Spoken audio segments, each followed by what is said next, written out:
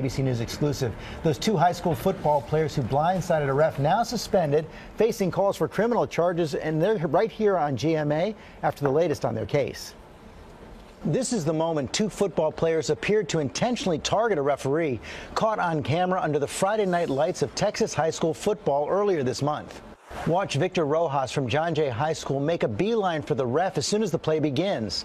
Then after the ref is slammed into the ground, Michael Moreno dives into him head first. The two players are now suspended from the team and the school, and assistant coach Mac Breed is on paid leave after allegedly telling the players that this guy needs to pay for cheating us. The players were feeling lots of frustration by what they perceived to be missed or wrong calls by the refs.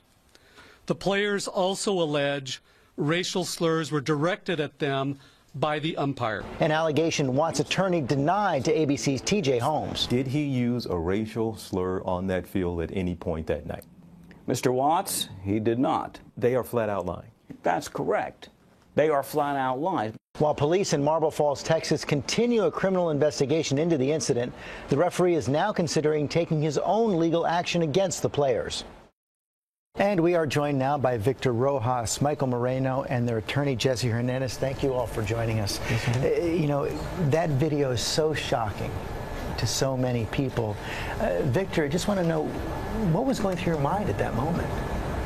I can't explain it. Can't explain it? Just weren't thinking? Well, I was doing what I was told. Doing what you were told? Yes, sir. By whom? Well, a player had come over and told me that the coach said to do it happen. The coach told you to do it? Yes, sir. And Michael?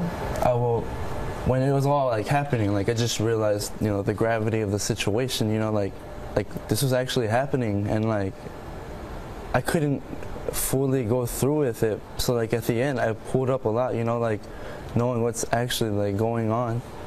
And it was hard for me, you know, during the whole thing, just to actually do what I did. And, you know, to this day, I regret it. You know, it's one of my biggest regrets, and it's been affecting my life greatly now. Victor said your coach told you to do it? Yes, that's correct. What did he say?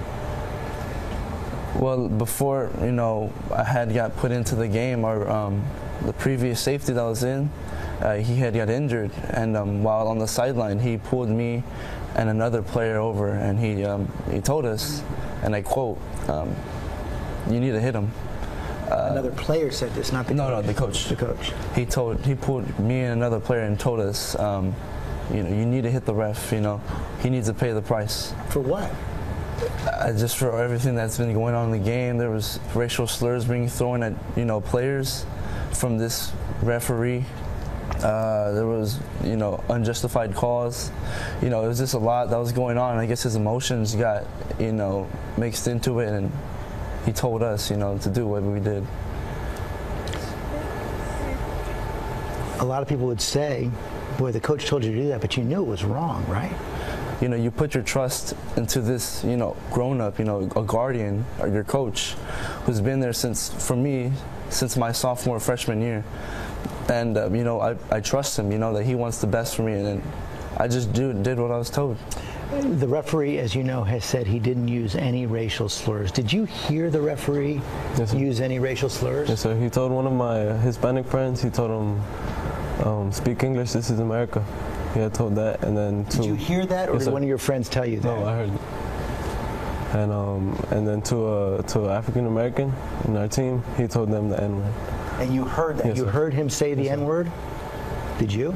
Yes, I had heard him when he had called Moses Reynolds, you know, the N-word.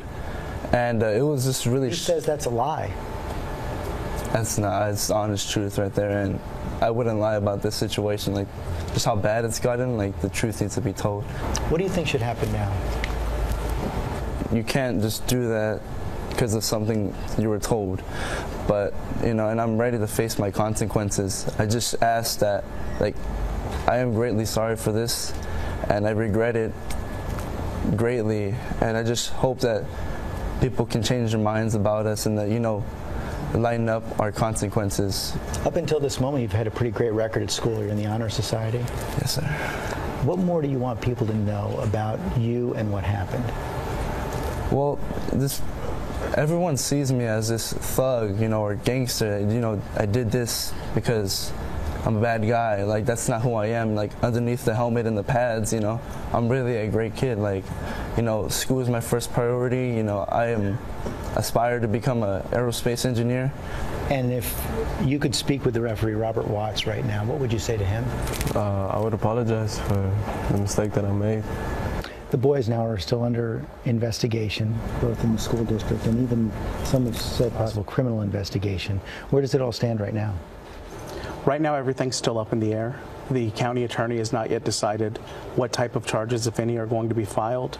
The school district is still waiting to have our hearing, but they also have the discretion to let these boys go back to school, and that's what we think's best. Michael has said he wants to pay the right consequences. What do you think is the appropriate punishment?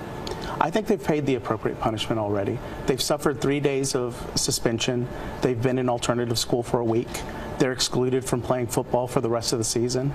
I think that's enough. They've apologized. They're sorry. They didn't mean to do this. I think they've been punished fairly enough. And if you could take back that moment? Of course. And back. without a thought, I would. Thank you all very much. Thank you. And thank you, George.